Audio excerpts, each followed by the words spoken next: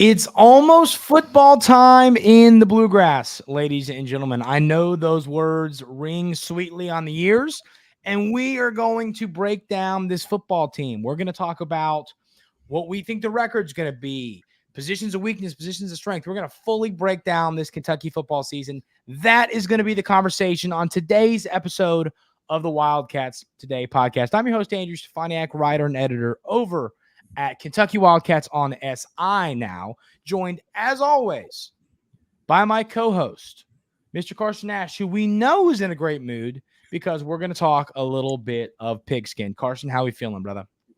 I'm feeling like I need to hear some Grove Street Party right about now. We're about a month out. I'm getting so excited. That the Grove Street Party thing it gets you going. I heard something, it's funny. I was at a game. I was in the press box last year, and I'm not saying who it is. I generally don't remember who said this. It was I think it was an older media member. I don't remember who it was, but someone's like, "Do y'all think the Grove Street Party thing is getting old?" And I sat there and I went, "No, never, never will that get old." But that's a good one. I forget who said that, but no, it will not. It isn't, and it never will be. But I mean, iconic. Yeah, no kidding. I mean, I remember when Owaka came out with the team. That was one of the coolest things I've ever seen. That was one of the best games ever that I've ever experienced. That leading into the kick six when Trevin Wallace took it back. I couldn't even hear myself think. That was awesome. That was an all-around awesome moment, atmosphere, everything. But let's get right into this, Carson. I mean, what are your thoughts? I mean, answer me this question. Overall thoughts on the team. Give me positions you're concerned about, positions you feel good about. Yeah, so, I mean, I'm going to start off with, there were some comments from Stoops today where he blatantly said, this is the best roster plus coaching staff he thinks he's had here during his whole entire long time. Yeah.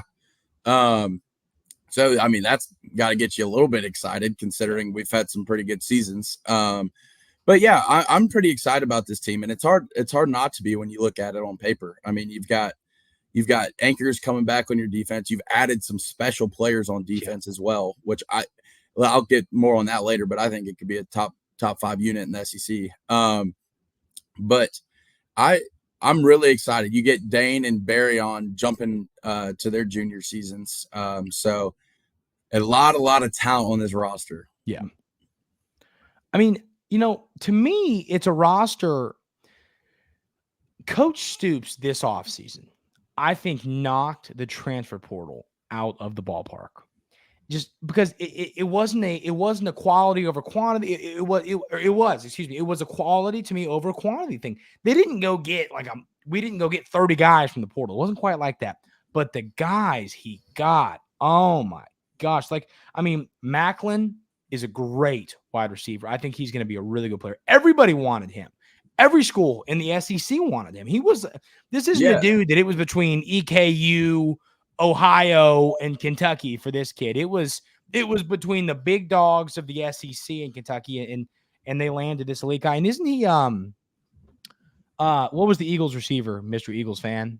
Jeremy Macklin. Yeah. They're related. I think he may be his nephew. I think that I know they're related. I forget they are related. They're 100% related. But yes, he is related to Jeremy Macklin. Yeah. Eagles legend. Yeah. He won me a fantasy championship one game. He had a big game in fantasy championship weekend. So shout out to Go Birds. Jeremy Macklin. Thank you for that. But then, I mean, here's the deal, Carson. The fact that we've already talked for 4 minutes and this name hasn't come up blows my mind. But best player in college football? What are we getting ready to say here? Are you getting ready to say something wild? Who's the best player in college football? Oh, yes. No, I wasn't. Deion Walker will be a top 10 pick, potentially top 5 pick in the NFL draft. We'll get to him in a little bit.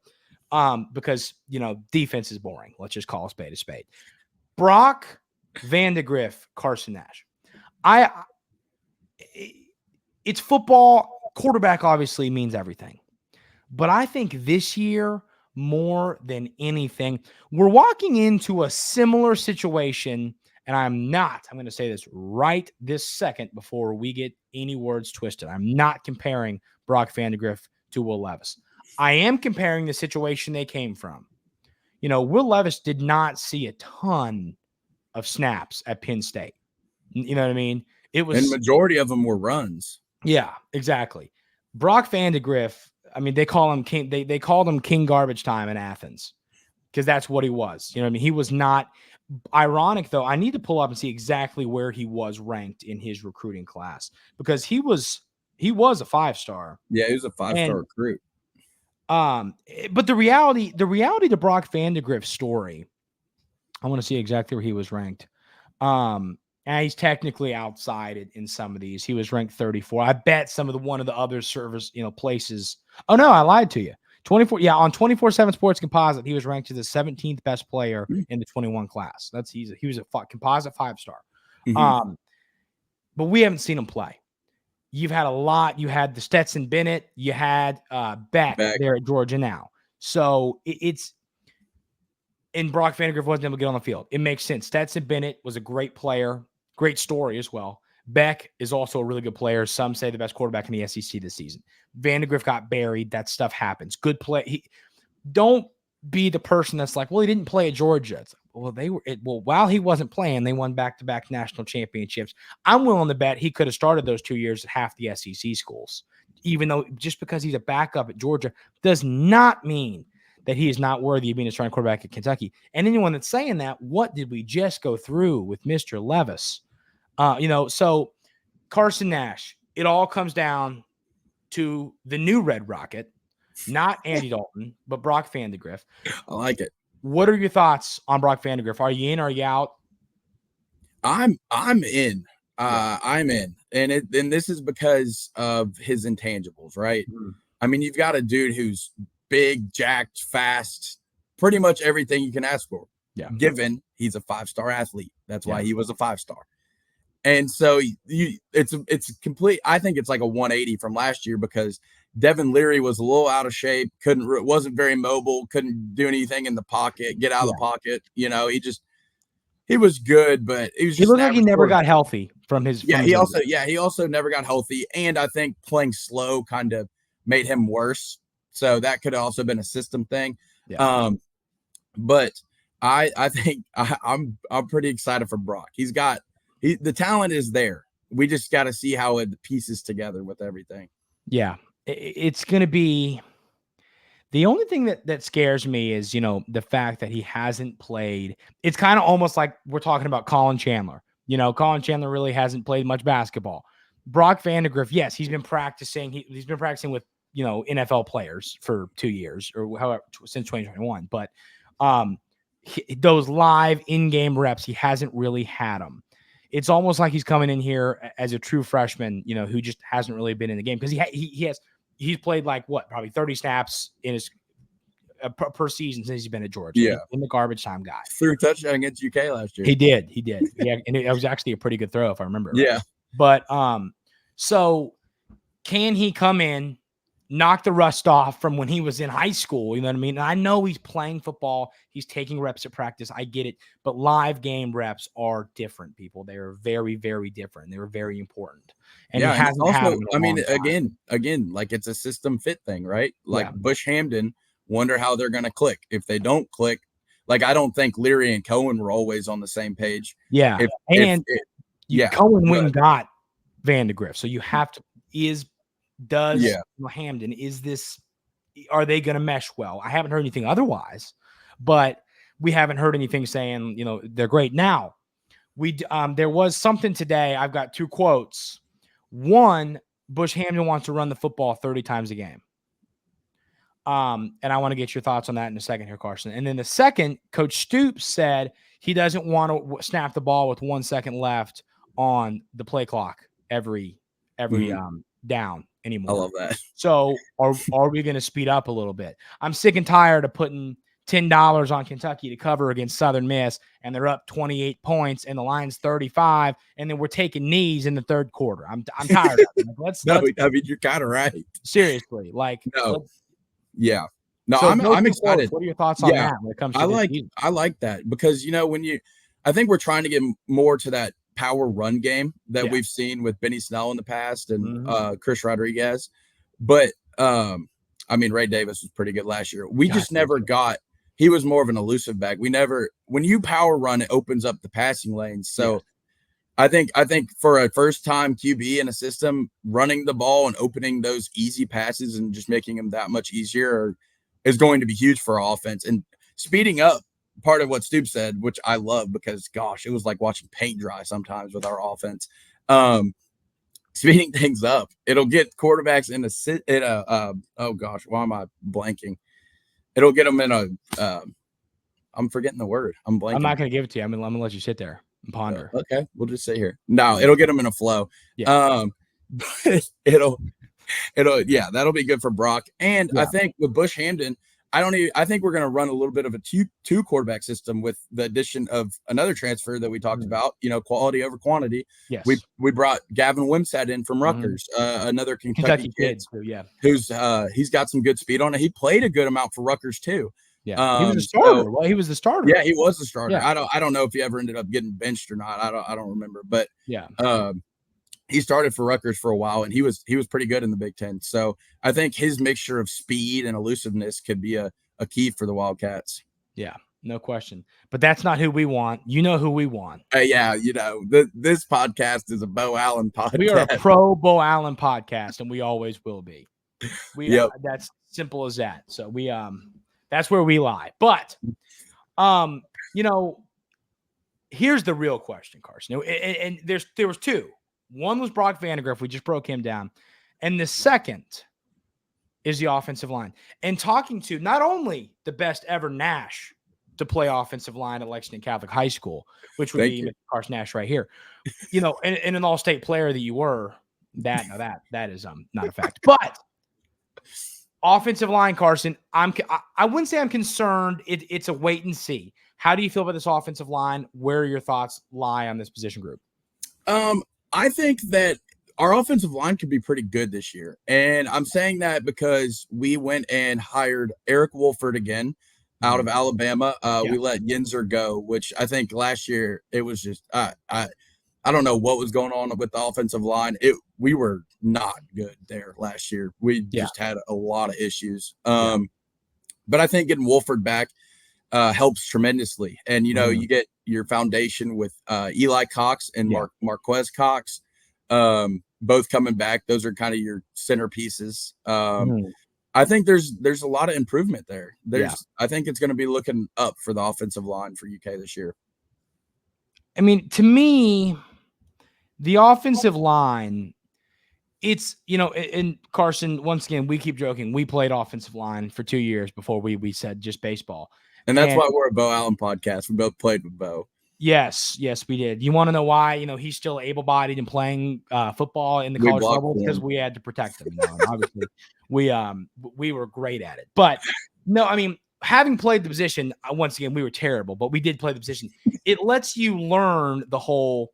You take all of the what's the saying? It's if you're bad, everybody hates you. If you're great, no one cares. You know what I mean? Yeah. People don't. But so we're always also a pro good offensive line play podcast here. 100%. That's something. But I think that this is a group, and you hate saying it. If they're not good, Brock Vandagriff can't be good.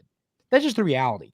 It all depends on the offensive line guy. You could have a great quarterback and great receivers and a great tight end. And if your offensive line just can't create any holes for the running game and can't give you quarterback time, your offense won't be good. It's a sad reality. Sure, Hamden could find a way to, to get the ball out quickly, and you can try and create an offense around the bad offensive line, but that offense will never be as good as what it would be if you just had a good offensive line. 100%. I agree. We've had that problem in the past too. I think even last year we tried to create around a bad offensive line, and that is never a problem you want to have. Yeah, exactly. And so a lot of it's going to come down. I feel great about running back. I feel great about receiver, and we'll get to those positions. I feel pretty good about tight end. I think you feel good about tight end as well, Carson. But there's a lot of question marks at offensive line and quarterback. And here's the deal. You want to talk about a big thing with college football is ceiling and floor. what is the ceiling? What is the floor?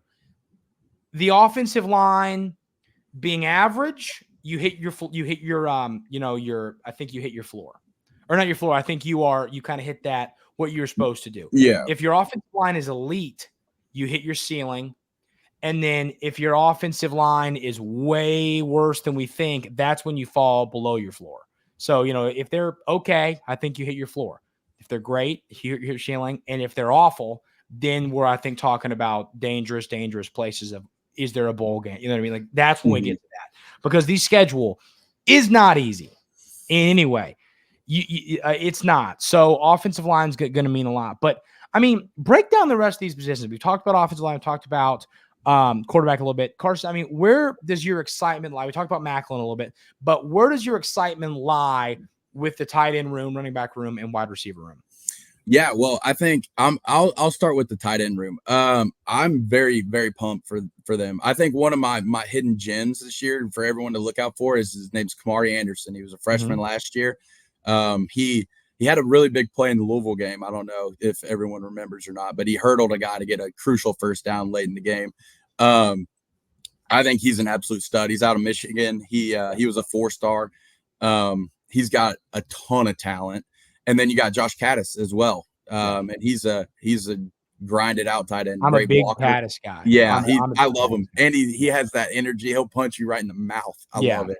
He's mean. And good mean. Good mean. Yeah. So yeah, I'm really pumped about the tight end room. And then I'll carry it on over to the receivers, right? Our pass catchers this year, man, that room is probably the most talented it has ever been. I think maybe at the whole time at the University of Kentucky. Barryon Brown, Dane Key, we all know them. We all love them. This is their year. I think this is their year to completely step up. Last year, we also hired a new receivers coach, Daniel Shorts, I think his name is. But we've heard Coach Stoops was just talking really, really highly of him just today. Yeah, because I heard in the past, maybe there were some struggles with them getting all together with the old wide receiver coach. So I think this is the year they really take that leap. And just like you were saying, right, Jamori Macklin coming from North Texas, he had over 1,000 yards last year as a wide receiver. That is elite. And yeah, you're right. Everyone was after him. So you're not going to have a lack of pass catchers. And then you got Anthony Brown-Stevens running probably that 4 spot at the receiver position. He's young, John Legend. He's got talent too. But yeah, I'm super excited. Running back, he's a good singer. Running back, I have a kind of a crazy take about running. You blew that one off quick. Go ahead. Wait, what'd you say? I said I wonder if he's a good singer.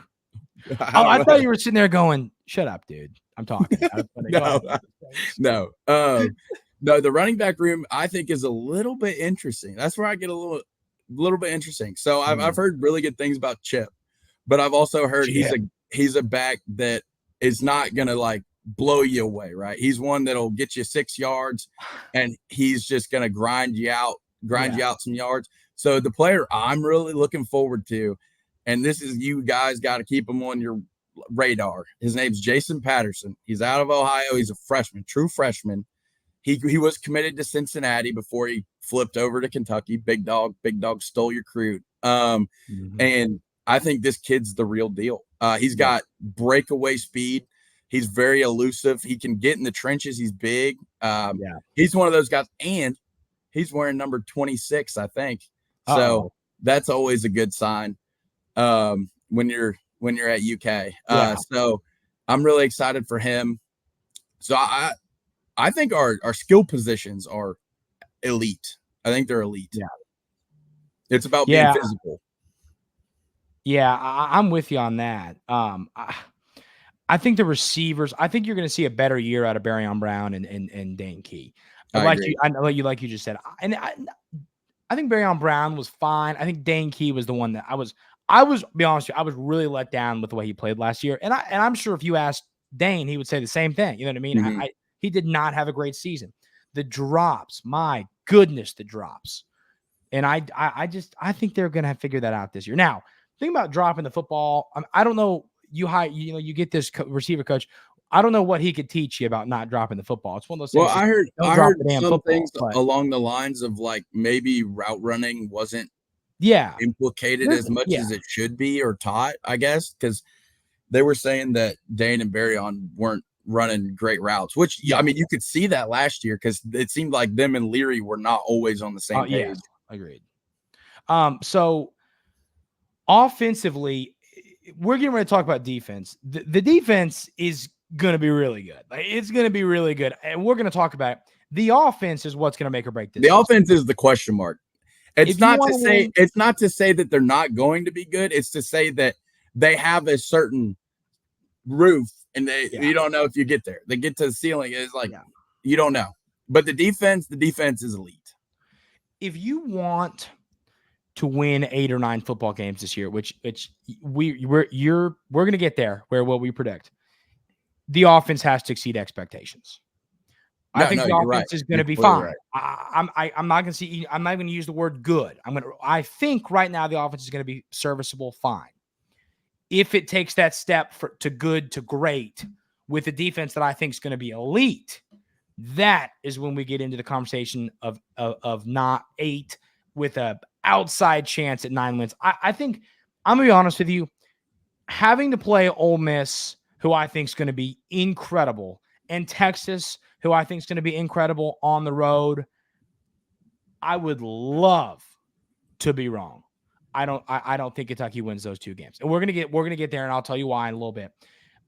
And then you play Georgia at home. I know it's at home. Would I love to go rip down some goalposts and head over to State Street as a 23-year-old? I would love to. I would. I really hope for that opportunity. But let's call a spade a spade. I don't feel great about that happening. It really feels like you're starting the season with 3 losses, knowing that those games are going to be really hard to win. You're going to be multiple touchdown underdogs in all 3 of those football games, in my opinion, which when you have that, you're really in a tough spot. So if you want to have a chance. Which game do you think we have the best chance of winning out of those ones? Oh, man, that's so hard. Ironically, it's between Ole Miss on the road and Texas on the road. I don't think Kentucky beats Georgia at home. I think Georgia's just a machine. I don't see it happening. I was pretty upset when they got ETN out of the portal. That's a pretty big pickup. Yeah, he's great. Oh, man. You know what's so funny? I look at Ole Miss and Texas so even to one another. To where it's really hard. I would say I'll say Ole Miss simply because the environment's not going to be as good as what they're walking into in Austin. Huh? Didn't they get Walter Nolan? Yes, they did from Texas A&M. They did get Walter Nolan. He's a head case. That's the only thing Kiffin's missing is a defense. Good Lord. He's overrated. That kid's a head case. That's I used to do some Texas A&M stuff for work. Good kid. I don't think, he's hit the mind's on the money when it comes to NIL, and I don't know how that's going to work out. But I'll tell you this. I'm going to say Ole Miss because I think it's easier to play. I think in Austin. I think the showing will be. I think it'll be closer to a home game than Texas for sure. Yeah, because it's easy to get to Ole Miss. Their fans. I mean, last time it was like 50-50 almost. Kentucky, Ole Miss. No, once again, no offense to Ole Miss. Ole Miss is awesome. The place, it's awesome. The fans, here's the deal. They're ready. By halftime, win or lose, they're ready to go and start putting down some sprites. So that's why you see a lot of people get out of there quickly. But so I would say that game. But so Carson, give us break down this whole defense for us, and then we'll get into our record breakdown. Yeah. Which position group do you want first? Let's go. Just go front 7. We'll talk about corners and safeties, or safeties, and we'll do front 7. So go D line and linebackers. Okay. Well, I mean, if you're going to start on the D line, you might as well start with number 0, Deion Walker, who takes up like half the field when he's on there. He's a big boy, like a refrigerator. Yeah, Deion Walker might be the most impressive player in college football. The fact that he's that big and can move as well as he does. I mean, look, if you go and watch his tape, they're sending 2-3 people to try and stop that guy because he is so talented. And I'll tell you, it's when he dropped back and crushed that guy from Florida in coverage, and we ended up picking that ball up. That was one of the best plays I think I've ever seen.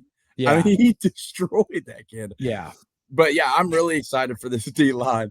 That was a big hit, it stinks. man. I think Josiah Hayes went down with Yeah. a knee injury, which stinks because he's been a glue guy for us for a long time. So that stinks. But the addition of Keyshawn Silver last year was really helpful. He'll be back and in there too. Him and Deion are humongous. They're both like 6'5", 6'6". They're massive. Yeah. And then you got guys coming off the edge. You get JJ Weaver back.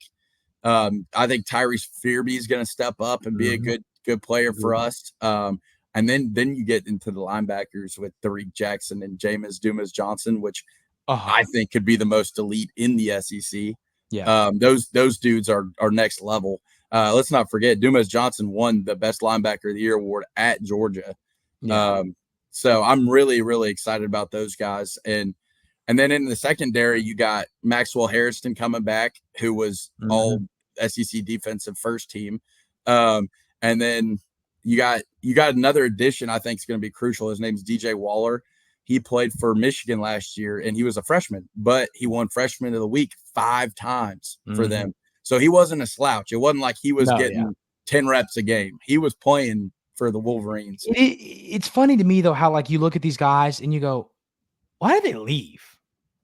You know what I mean? And I'm not saying it scares me, but it's like, why did Jamin Dumas-Johnson leave Georgia? Like, you know, like why? I've never heard of why. Maybe there is a why out there. Not that there's anything wrong with it. I mean, I'm more like kind of kidding around, just like, dude, Vince Marrow, I guess. But I'm just saying, like Michigan, you're leaving Michigan and Georgia. That's that's crazy. It's interesting. But I'm also there was a position change recently too that I'm excited for. So they moved safety Alex Afari down to linebacker, and that kid, that makes me excited because talk about a side to side guy. And he gives me the Devin White vibes where he's like super, super fast, and if you're running outside, he's going to get to you, and he hits hard. So that whole room gets me excited. There's a lot of upside there. We'll have to see how it all plays out. But I'm excited, and I'm overall as a defense, I'm very, very excited for them. Yeah, I just Deion Walker to me is the most. You know how we talk about we talk about Rob Dillingham is made for the NBA. Deion Walker is made for the NFL. Oh yeah, I bet like NFL scouts watch his tape and they just like they tear up a little bit. Do you see he had an interview with somebody and they were talking about his 40-yard dash, and they were like, "How fast do you think you can run a 40-yard dash?" He goes 4.8. If he runs a 4.8 40-yard dash, forget it. Yeah. Absolutely forget it. You know, my favorite thing about Deion Walker is off the football field. Well, kind of on the football field, but kind of off the football field. He hates Louisville. I mean, he hates Louisville. The quote where he was like, "Yeah, they're just entitled. They're not winners." Basically, that was awesome. I would have just been like, "We're in the SEC, man. I don't even want to hear a word out of you all." Yeah, that should end the conversation right there. I mean, a top tier ACC team's going 500 or less in the SEC. They're going 1-7. But I'm just kidding. But no, I think Louisville being good, it's more fun. It is more fun. And here's the deal. It's more fun for the fact of the matter, like our state. You know, it's just, that rivalry's kind of back. Brom, you know, that whole thing, like they're finally getting excited again. So that means we can make fun of them more when we beat them. When we steamroll them. And Kentucky's going to steamroll them. It's not even really a concern to me. Here in Kroger Field, I mean, good luck. Good luck, pal. It's not going to go well for you. But even in basketball too, with Louisville, I think they're going to be better. It's fun to this rivalry. I mean, what's going on? Well, we're recording this on Monday. It's coming out Tuesday, but La Familia is playing tonight. So whatever happens tonight, you know, we're talking about the next day. But I assume we're going to wipe the floor with them in that too, even though it's on the road. I hope so. But, I do too. Are you not? I think it's so funny. Sorry to get off track, but I think it's so funny that I saw some of their fans tweeting. They're like, "This is the biggest game in rivalry history," and then someone was like, "Yeah, well, Kentucky's best players are in Paris, and yours are at wherever. Yeah, yours are playing this." Well, you and I talked about that this weekend. I was like, it's Donovan Mitchell, like in the NBA. Like, are there others I'm forgetting? If there are, tell me. I'm trying Donovan to think. Mitchell, the great Donovan player. Mitchell, yeah. But then, like, is there anybody I'm forgetting? Like, No that's a one that really stands good out to player. me like Donovan Mitchell. Yeah, And any Louisville fans, if you've got some players that aren't playing in Freedom Hall tonight that you want to shout out in the NBA, let us know. I'm sure there's a couple. I mean, there's definitely some NBA guys that went to Louisville that we are forgetting about. But when it comes to superstar status, you know what I mean? Yeah, you know, why is Donovan Mitchell not in Paris right now? Because I mean, he's American, isn't he? Devin Booker is. Yeah, but I'm saying, so why is Donovan Mitchell not? Like, Booker took his spot. Yeah. So then let's tell us about the secondary, Carson, and then we'll get right on into this, break down the schedule. Well, I was talking about Maxwell and DJ. Oh, yeah, you just did. Did. Yeah, you did. Good call. Yeah, good call. What a play from the kid early in the day. Well, we can talk about special teams. Yes, Carson, let's talk about special teams. Well, that's where most games are won and lost. So, I will talk about special teams. Yes, Carson's coming out of retirement. He will punt for the Wildcats this year. Yeah. No, I'm just kidding. But no, tell us about special teams. Wilson Berry's back. We got him. The problem with me is, like, we struggled in that area last year. So I'm really hoping that we not kicking field goals. Our kicker was very good. Alex Rayner. Is Rayner back this year? Yes, Rayner's back this year. That's great. A weapon, man. What was it? He's a weapon. One kick, right? You only missed one kick? Yeah. I think inside of 50, I think he was perfect. Yeah, but I only think he missed one kick the whole year. I'm gonna look it up. It was awesome. But I'm talking like punting wise, we really struggled. There was a lot of instances where we were kicking like 30-yard punts. Yeah. So I'm hoping to see a little improvement in that area. And a little bit in the return game punt wise too. Last year, we didn't have a lot of returns. Kick return wise, you ain't got to worry about that. You got back there. Yeah. Best in the nation with that. Yeah. Fastest football player in the country. But special teams is where games are won and lost. That's why I think the Georgia Bulldogs are as good as they are, is because their special teams is so good. Same as Saban preached special teams. So, I think they're going to be really good at kicking and kick return wise, but punting is still a question mark. Yeah. Rayner's awesome. And while we sit here and joke about punting and kicking, like, it's a weapon. When you have a kicker, you can go, it's 4th and 3. We got a 51-yard field goal, and you can say confidently, let's just take the points. And you aren't, you know what I mean? Like, he was 10 of 11 last year, not as many kicks, but like they were right down Broadway. Like, you could have made those poles. I just about knocked my microphone, but you could put those poles like tighter, and he's putting them down the middle. Oh, yeah. He was great. And it's a weapon to have. So, I mean, that helps his football team. So, I think the secondary is going to be really good. My only concern on the defense is, honestly, I think depth at defensive line. So, linebackers, I think they'll be best. I think his name's DeMarcus Jackson. I think that's his name. I could be wrong. It was a guy from JUCO. And he's a big defensive tackle as well, just to boost up our line. And there was a lot of programs after him as well. So I think his pickup's big. Just like you said, though, right? The transfer portal, it's quality over quantity for us right now. And you're really just filling holes that you have instead of like trying to make a team off of it, which is nice. Which, works out sometimes and doesn't others. I mean, we've seen it's just the reality. So, no, I mean, I feel great about this roster as a whole. I do. Like I said, I think my only concern on the offense is Vandagriff has to be great in the offensive line. On defense, I have a little bit of concern on depth at defensive line. Linebackers, I think best in the SEC, and they'll make a run at best in the country. Secondary, I think is going to be great with some veteran players. I feel great about this for the team roster. We just talked about special teams, but here's the issue: the schedule. The schedule is daunting, and it's what I talked about. I mean, like.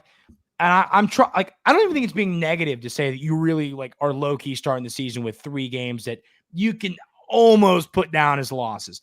I'd say the Ole Miss. I don't know if they're going to Austin to beat Texas. I'm not trying to be negative. Let's be real. Come on. But you're right though. I feel way more confident about UT and Ole Miss than I do Georgia, which is crazy. I keep forgetting you have to go to Knoxville. Oh man. Oh, no, I forgot you have to go to Knoxville. Huh? I was talking about Texas, the real UT.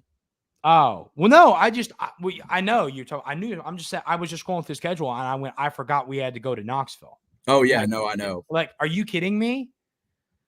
Oh man, I forgot. I forgot about that. I forgot we had to go to Knoxville. We've won in Knoxville more recent than we've won at home. It's yeah. I don't care about any of that because it's like this schedule is crazy. It really is. I mean, this is a tough schedule. Now, luckily, Louisville's come to Lexington. So, I mean, let's get right into it, Carson. I mean, I know you're a huge Southern Miss guy.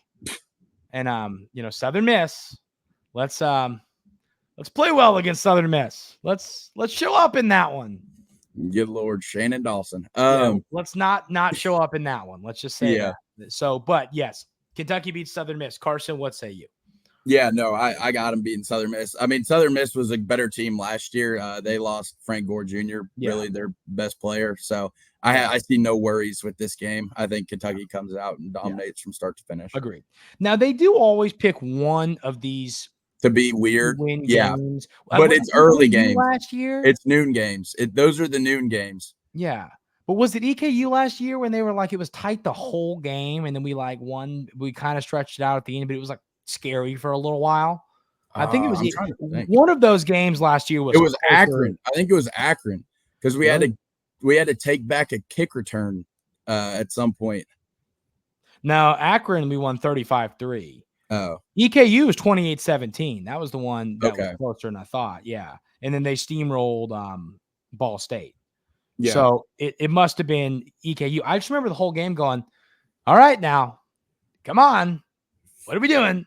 Come on. Yeah. This like the stick meme. It's like, do something. Mm-hmm. Do something. That's what I was saying is do something. But all right. So start the year with a win over Southern Miss. Then the Gamecocks come to town. The Gamecocks. What say you, Carson, about South Carolina? Yeah, I mean they lost Spencer Rattler. They do have a stud in Harbor, their wide receiver. That dude is absolutely elite. Rocket Sanders comes over from Arkansas. Great running back. Great running back. UK recruited him out of the portal too. Yeah. When he first came out. Mm-hmm. But yeah, Rocket Sanders, good addition for them. Harbor, it's really a question mark with the quarterback. But I like that kid a lot. I'm telling you, his name's Lenora Sellers. He's a dual threat guy. I think he's going to be good. Do I think that he's going to bring the Gamecocks to Lexington and win in Kroger Field? No, I don't. But my point of bringing that is watch out. He's a kid that I think could surprise some folks. Yeah. Year. And that's where I think with scrambling quarterbacks, our speed on the defensive end will very much help us because you put a spy or contain and it's going to be hard for them to do much with that. And so, I mean, it always is a different weapon, though. Dual threat is, in my opinion, is better than just a stationary QB. I don't see South Carolina coming in and beating this week, too. I think our team's too veteran for them. They did lose Juice Wells as well to Ole Miss. So I think the Cats take the win in week 2. Yeah, I'm with you on that. I think that one's gonna be a little closer than we. I agree. Take it to be. I think it'd be a 7 to 14 point win. I think South Carolina is gonna be that team this year that they're not good, but then you look back at their schedule at the end of the year and they're like, man, they went 6-6, but their 6 losses they lost by a collective 30 points. You know what I mean? Like it's like one of those type of teams. I could see us having that same issue. Yeah, I agree with you. So, all right, you start the year, then on my birthday against the Georgia Bulldogs, I think the Cats get steamrolled. What about you, Carson? So I know you're not going to predict him to win. On your birthday, do you think this game's close? That's my question. In my opinion,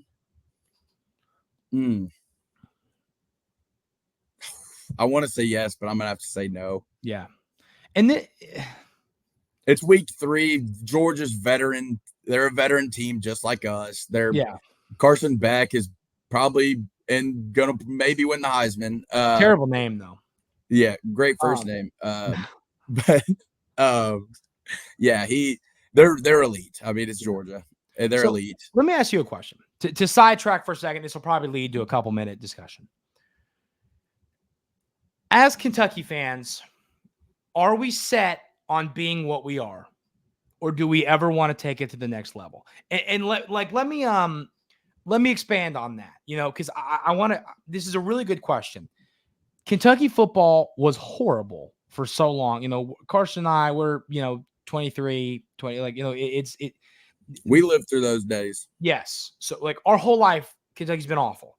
And then they've been actually for us, we've seen more success than most have. Yes. Yeah, I agreed. Yes, 100% agreed. But I'm saying of late, and I know they had their moments when we were, 10 and 11, they had their moments, but the LSU game comes to mind and stuff. But recently, this team, Stevie getting loose, yes, is getting this. We're moving the right direction. But we went like this. Okay, I gotta make sure my hands go the right way. We went like this, and now we're here. Well, we haven't really gone here. We're going right here. 7 wins, 8 wins, 7 wins, 8 wins. You know what I mean? It's like, is that good? As Kentucky fans, are we set on that? Or because the reason I bring this up is I don't want to project the season to go, well, we're going to get 30 bombed by Georgia at home. I don't want to have to say that anymore. I want this to be a competitive football game. Yeah, and it can be. It can be. I'm saying no just because it's so early in the season and they're veteran already. Yeah. If they had a lot of just young talent, I'd think it'd be a lot closer. But I mean, we've also played Georgia pretty close. I mean, last year we got killed, but we've had instances like 2 years ago at home, we played them really, really close. And that was the year they were by far and away the best team in the country. Yeah. So, I mean, you never really know. Their style plays a lot like ours. Yeah. So we'll see. I mean, crazier things have happened. So I'm with you. So we have a 2-1 start to the year for the Cats. Ohio Bobcats. That's a win for me without any, no need to discuss that, Carson. Mm-hmm. I know you said that the Bobcats might show up and you never know. I'm just kidding. Carson, that's a blowout win for the Cats, right? Yeah. Yeah, that's a blowout. 3-1. Then you head to Oxford, a place I think you should have won last time you were there with Levis. Well, I'll tell you what, Andrew, you should have won the past 3 times. Yeah. The last 3 games have came down to the last possession against Ole Miss. And I think you should have won that game. Mm-hmm. That's just the sad reality there. Yeah, you get a tic-tac penalty against Dane Key for maybe moving a hair early. Yeah. And then, or no, maybe the penalty was against Barryon. It's Dane who caught the touchdown. I know that for a fact. And was that the one where Levis got it should have been there was something that happened was it like he fumbled, but it should have been like a. No, so Levis threw a fade touchdown to Dane, but it got called back on the penalty, and then he fumbled. Yes, I knew there was. Yeah, I knew that's what. And he broke his hand in like the first quarter of the game, or dislocated his finger. Yeah, I remember that. But so here's the deal, and I hate having to bring up a game that we're going to get to in a minute. I think that Kentucky loses to Ole Miss and to Texas. I think they play one of those 2 games close. I think that this game against Ole Miss is the one that they play close. That's my take there. So I have Kentucky losing this game, but I have it being the defense keeps you in it. You lose 28-20 type of thing, 28-21, or a 35-28, like a touchdown, 1 touchdown road loss to I think what'll be a top 5, top 10 team at this point in the season. Yeah. I think this is one of those games where Carson Nash is very upset after the game because it's going to be a close game and we're going to lose and it's just going to stink.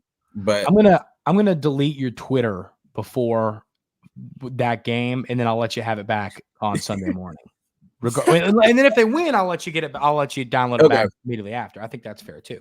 Mm-hmm. But if they lose, because we can't have any zebra tweets from Carson Nash, we just can't have it happen. Hey, sometimes the zebras deserve to hear that they're bad. Oh, I know it.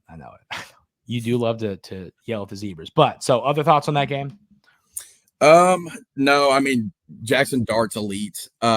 Kiffin is elite. They did lose Judkins, so maybe a little question mark in the run game. Who knows? But they did beef up their defense. They added Juice Wells. They're going to be really good. There's no doubt about it. They're going to be really good. They're going to play fast. But I think you're right. I think this is one of those games that maybe could go the other way if a break happens. So here's the deal. I think Kentucky wins a game this year they shouldn't. I have that feeling. Mm-hmm. I don't see. I don't see it being Georgia. I don't. If I have a weird feeling they're going to win a game that they shouldn't. I'm not going to project it in this, but I have you know what I mean. I have that weird feeling they're going to win when they shouldn't. Yeah. So there's that. Now, Vandy, the Commodores are coming to Lexington, and listen, they are awful. Kentucky is going to win this game by a wide margin. I think Ohio might put up a better fight. Now I need to be careful. I need this because I know, Vandy beat us last time. I know. And not last time. Yeah, in Lexington. But which I'll still never forget watching that game and just being like, is this really about to happen? Yeah, I know. I thought the whole game, like, no way. Yeah. And then, oh gosh. Because but no. Well, that goes to piggyback on your conversation about being like this and then flat. UK needs to have a season where they don't lose games they shouldn't lose. Yeah, like they need not shoot themselves in the foot. Vandy's one of those games. South Carolina last year was one of those games. You can't have losses like that on your schedule. Yeah, I agree with you. You got to take care of business in the games. You got to take care of business in. So win that game. So we have 4-2 through 6 games. Yeah, I tried 4-6. So that's really smart of me. 4-2 through 6 games. Then you go to the Swamp and you face the Florida Gators. I think the Cats win in Gainesville. Now, we're getting ready to talk about the Florida game and the Auburn game. I think I have a lot of issue with the Auburn game, and we're gonna get to that in a minute. I'm really high on Auburn's team this year. We're gonna get there in a minute, but I think Napier's gone. I think they blow that thing up. I think the Cats win in Gainesville. And honestly, and this is where I'm going to get a little bold, I think Kentucky wins this game by a couple touchdowns. I think Mertz is not a good quarterback. I am so tired. I think our speed on the defense is way too elite for Mertz. Yeah, I am not a believer in Florida. People are doing the whole, well, they're kind of talented and their schedule's tough. They're talking about Florida as one of those teams. Have you seen Florida's schedule, by the way? No, I'm going to look at it right now. It's actually the most awful. Their non-conference games are literally like Florida State, UCF. Oh, man. What is it? Read the non-conference games. Miami. Yeah, Miami. Samford. Shout out Eric Satil. Texas A&M. You said out of conference. It should be Florida State, UCF, and Miami. Yep. Are you kidding me? Then you got Texas on top A&M. of LSU, Ole Miss, Texas, Georgia, us, Tennessee, Texas A&M. Are you kidding me? I was funny. Like their win total on like FanDuel was like 4.5 or something. I was like, you got to hammer that under because they're going to be an okay football team. Their schedule is awful. That's one of the worst schedules I've ever seen in my life. If they win 5 football games, you need to give Napier a raise. Like that's how tough that schedule is. But I think the Cats go win that game, and I think they win it, by a somewhat substantial amount of points. And when I say somewhat substantial for a road game, I'm talking 10 to maybe 2 touchdowns. Yeah, I think Kentucky's a better football team there. For Kentucky, you also by that point in the season, you got to hope they've lost enough games to where their fan support may be down a little bit. Yeah, and so you'll get to go into the swamp because it'll probably be a night game. It's saying it's either 3:30 or a 7 the game. So, the night at the swamp is never fun. That's never something you want to do. But if it's later in the season and maybe they've already lost some games they shouldn't have, then maybe the fan support won't be there. You'll get an easier time.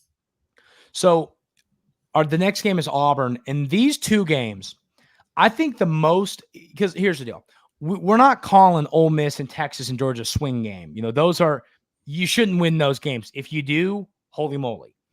The swing games, I think, are Auburn at home and Florida on the road. You cannot go 0-2 in those games. You can't.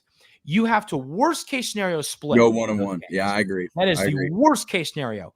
If you go 2-0, so to me, I have Kentucky going 7-5. You have them going 8-4. Mm-hmm. You have Kentucky going 2-0 in those games. I have them going 1-1. Ironically, I think they win the tougher game. So I'm just I think Hugh Freeze is a great football coach. I really do. I think he's a great football coach. And I think he putting together a pretty good roster this year. I think that Here's the deal. I think that Auburn's going to be a much better football team than Florida. I think that Kentucky splits those games. So I was kind of going, is it Florida? Is it Auburn? Is it Florida? Is it Auburn? I think Auburn's going to be a football team. And there at media days this year, a lot of people are starting to buy into the hype there. And that game scares me a lot more than it did a few weeks ago. They're talented. So I think Kentucky is going to drop that game. It's just a gut feeling. I don't know why. I don't think Kentucky should. I think that they're all, I think Auburn is the more talented team. I think Kentucky is the more veteran team, and they're playing at home. I just have this weird feeling about that game, but I know that you disagree with me. I know you think Kentucky wins. So what are your thoughts on this football game? Yeah, I think Kroger Field has been a pretty good place to play for us in the recent history. And these type of games, it kind of reminds me of like that LSU game a while back where it's like a really good team, but they hadn't put it together. Yeah. And they're probably younger. I just view Auburn as that. They have the talent. They're Auburn. It's like they're going to be good. It's just one of those games where I think our veteran leadership, and I think we're just going to hold the ball on them. And I think who's not coming through the door? Who? Cam Newton. Yeah. And here's the deal. Their quarterback is not good. I think the rest of their team is good. I think there's a good chance that if we did this again 3 weeks into the season, I have completely changed my opinion on this, because I'm kind of gambling on their quarterback being a little bit better than he was last year. If that happens, I think Auburn will be good. If he's awful, Kentucky wins this game. And but I'll go back buying into that hype. Yeah, and I'll go back to Florida because I want to bring up someone that I think may be good for them. DJ Lagway. If they say he's going to be good. If they say goodbye to Mertz, watch out. I would do that. If I'm Napier, I'm not playing Mertz this year. Yeah. I'm strictly going Lagway, and we're going to build for the future because that kid is elite. He reminds me of Anthony Richardson, but probably better in college. Yeah, no, I'm with you on Anthony that. Richardson's pretty good for the Colts this year. Yes. So then you go to Knoxville. I don't think Kentucky wins this football game. I just don't. Now, I'll tell you this. I think Tennessee's overrated a little bit this year. And that is not me. Just I don't like Tennessee. You think our season depends on a quarterback? Holy. Yeah. Their season depends on that quarterback. Nico. We're not even going to try his last name. Yeah. But he has a really high upside, but it's got to hit. I always, one of my hesitations when I'm talking about a football team is when it's a team that there's a lot of hype off a quarterback who's played one football game. You know who else is in that same boat? Obviously, Kentucky doesn't play, is LSU with Nussmeier. Yeah. But same situation. Nussmeier played the bowl game for LSU. Nico played the bowl game for Tennessee, and we're acting, they're basically walking in, they haven't played. You haven't seen it yet. It's kind of like what happened with Beck last year at Georgia. It was a player, and he ended up being great. That's not always going to happen. One of those two guys is not going to be good. I don't know who it's going to be. It's going to be one of them. I actually think it's going to be Nico. I think Nussmeier is a great quarterback. He looked legit in their bowl game. Yeah. I'm with you. But so I'm trying to be super realistic in these rankings. I'm not going to be the guy that's like Kentucky goes 11-1. I'm not going to do that. I'm trying to be as realistic as possible. And I don't think they go to Knoxville and win this game, but I do think if it was at home, I would pick Kentucky to win this game without hesitation. I would. I think we caught them on a bad year having to play in Knoxville. And knowing it's a year, I think we're probably really even with them when it comes to who's the better team. But I do not like having to go to their place. Yeah. Between Nico, James Pierce, that kid's a stud too. Yeah. That kid is one of the best players in the country. Yeah. I just can't pick Kentucky to beat Tennessee at this point. I hate to even say that. Yeah. But I'm going to have to see it before. It's like if I was a Louisville fan, why in the world would I pick us to beat Kentucky? But until you prove it, why am I going to pick that? Now, I think it's going to be close. I do. Yeah. And I'm probably going to make the trip down there for that one. So that should be fun. Yeah, it could be fun. It could be fun. Yeah. Murray State's a win. Yeah. You beat Murray Shout out State. JP. Shout out the Paynes. For what? JP's grandparents. They taught at Murray State. Oh, I didn't know that. Mm-hmm. I was wondering why we were giving a shout out there. It was an unexpected shout out. Yeah. And then so win there. You then play the Longhorns. We're going to that one. I'm very excited to go to Austin. I've never been to Texas. Mm-hmm. I don't think Kentucky wins. No. I just don't. Now, I also don't know how good. I think Quinn Ewers is a really good quarterback. And I know Texas for me is like a let's see what happens. Yeah, but honestly. I mean, they wouldn't go get Isaiah Bond. Quinn Ewers is back for another year, and I think he was really good last year. I think Texas is going to be great. I really do. Yeah, but it's Texas, and it's SEC this time. I know it's the SEC this time, but they're just good. Like they're just They are good. They are good, but like Big 12 was no defense. That's the no defense league. Yeah, they're finally starting to. They're going to have to go against. They're going to have. Okay, so the middle of the pack, Big 12 teams are not the middle of the pack SEC teams. Yes, like it is way different. Way different. Yes, I do agree with you on that. But I just don't think Kentucky goes there and wins. If it was here, I don't either. And it was a trap game, you could talk me into it. Now, the one thing I'll say, if you want to talk about throwing a dart at the dartboard, the Texas A&M rivalry hasn't happened since Texas A&M joined the SEC back in, it was 12 or 13, 2012 or 13, whatever it was. They haven't played that game.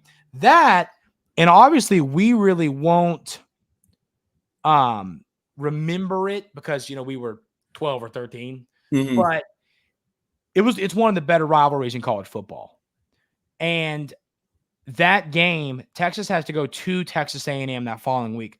Could that be on their brains? That's the only thing. This is what you call this Kentucky game for Texas is the definition of a trap game. The definition of a trap game. They have a huge game next week against their number one rival. Like I would not overlook us. Yeah, no, but that's what I'm saying is, they're probably okay if we go and we beat Texas A&M, we're in the 12-team playoff. I'm just telling you, it does have the makings of a trap game. Very simple. I agree. So I think they lose that game. But I then think the Kentucky Wildcats finish out the year with a bang and absolutely steamroll the Louisville Cardinals. Now, I got to go back 1 second. If Texas, and we are in Austin, if Kentucky beats Texas while we're in Austin. We're going to beat Louisville. Yes.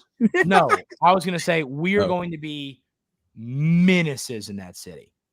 I mean, I can't get a penalty for doing this. Neither can you. So I tell you one thing: if Kentucky wins that game, we're gonna have a night. We're gonna have a fun night. So that's all I'm gonna say. But Kentucky steamrolls Louisville. I don't care about the ACC edit. Yeah, I don't care. Kentucky steamrolls them at home. They said their quarterback threw like 3 interceptions in a practice a week ago. Yeah, the Governor's Cup is staying where it should be. And Kentucky wins this football game, and they go 7-5. And then I think they're playing a good bowl game, and I bet they win their bowl game because Kentucky does well in bowl games.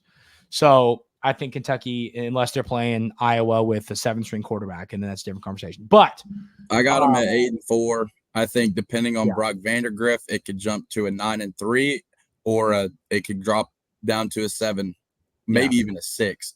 But I think there's a lot of different places you can end up depending on how good Brock is, depending on how good our offensive line is, and how the receivers take that next jump. Yeah, I'm with you. Well, listen, Carson, half an hour turned into an hour. Awful. I love it. This was great. Awful quick. It was great. It was great. This was some good stuff. But any other overall thoughts before we call it a day here on the show? No, I think we pretty much hit almost everything we could have. I hope so. Yeah. but I'm really looking forward to this season. I agree with Stoops. I think this is the most talent we've had on the roster so far. Yeah. It's up to Stoops to not lose the games that we should win. Yeah. You do that. You take care of business on those games, and you get 1 or 2 to go your way that shouldn't. It's going to be a good season. Yeah, I'm right there with you. On Thursday, we've got a really fun conversation coming up about people are disrespecting the Kentucky basketball brand and what Kentucky basketball means. We are going to talk about that on Thursday's episode. Really appreciate y'all being here every day. If you haven't already, hit that subscribe button. We're getting closer. If you stayed this long, you're a real one. If you stayed this long, you're a real one, and hit that subscribe button because we got to have our pool party. But that is going to do it for today's episode of the Wildcats Today podcast. Really appreciate y'all being here, and we will see you on Thursday.